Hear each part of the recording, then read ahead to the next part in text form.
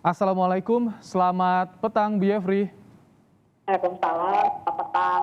Baik, Bu Yefri, jadi di mana potensi maladministrasi soal surat sumbangan penerbitan buku ini Bu Yefri? Ya, kalau kita lihat dari apa yang sudah digambarkan tadi, ternyata satu potensi maladministrasi yang dimungkinkan itu adalah penyimpangan prosedur.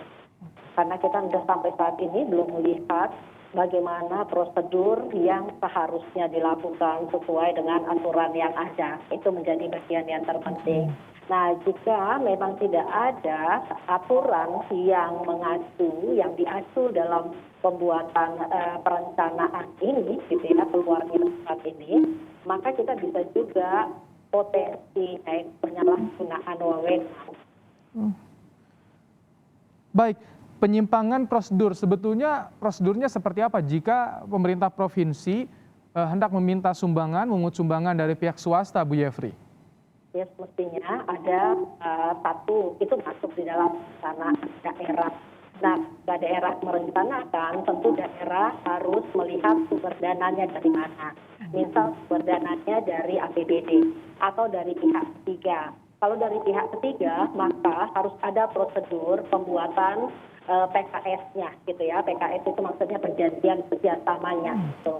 Nah, ketika perjanjian kerjasama sudah ada, maka tentu ada aturan-aturan harus diikuti dari perjanjian kerjasama itu, termasuk nanti siapa yang akan mengelolanya, bagaimana pengelolaannya, pertanggungjawabannya seperti apa, dan berapa lama waktu kerjasama ini dan berapa biaya yang dibutuhkan dari kerjasama ini, hasilnya apa gitu. Jadi produk layanannya apa. Baik. Kalau Ombudsman Sumatera Barat sudah melihat secara detail bentuk surat yang beredar luas ini Bu Yefri? Ya, surat kita sudah lihat gitu ya, yaitu permintaan sumbangan sekian rupa yang dilakukan, dan ini menjadi bagian yang sebetulnya kita harus, artinya Ombudsman akan mempelajari lebih jauh lagi terkait dengan surat ini. Atau adakah dokumen-dokumen lain selain surat yang menjadi pendukung pelaksanaan kerja ini? Baik, tadi selain yang Anda sebutkan soal perjanjian kerjasama jika sumber dana dari pihak swasta, apalagi yang perlu diperhatikan? Apakah tadi surat yang diketahui oleh Bapeda dan juga ditandatangani oleh Gubernur tidak cukup, Bu Yefri? Ya, enggak lah gitu ya. Karena yang tadi itu kalau memang dia hanya surat dari Bapeda dan dari Gubernur, ini kita nggak jelas apa sebetulnya. Itu justru jadi masalah lagi. Makanya kalau misalnya potensi maladministrasi pertama itu adalah penyimpangan prosedur, kalau dia tidak mengikuti prosedur, dia bisa juga berpotensi penyalahgunaan wewenang gitu. Kalau tidak ada prosedur terus dibuat gitu.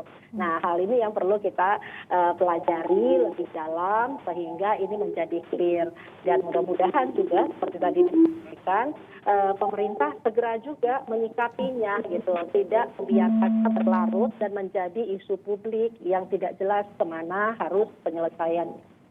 Baik, tentu kita akan menunggu bagaimana, apakah ada yang melapor juga ke Ombudsman, karena ini akan mempermudah bagi Ombudsman untuk menyelidikinya. Terima kasih Bu Yefri Heryani, Kepala Ombudsman Perwakilan Sumatera Barat, telah bergabung bersama kami di Kompas Petang.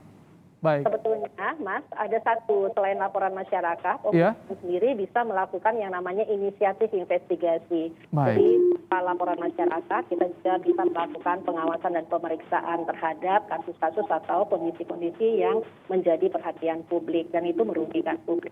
Baik, baik. Terima kasih Bu Yefri untuk waktunya di Kompas Petang.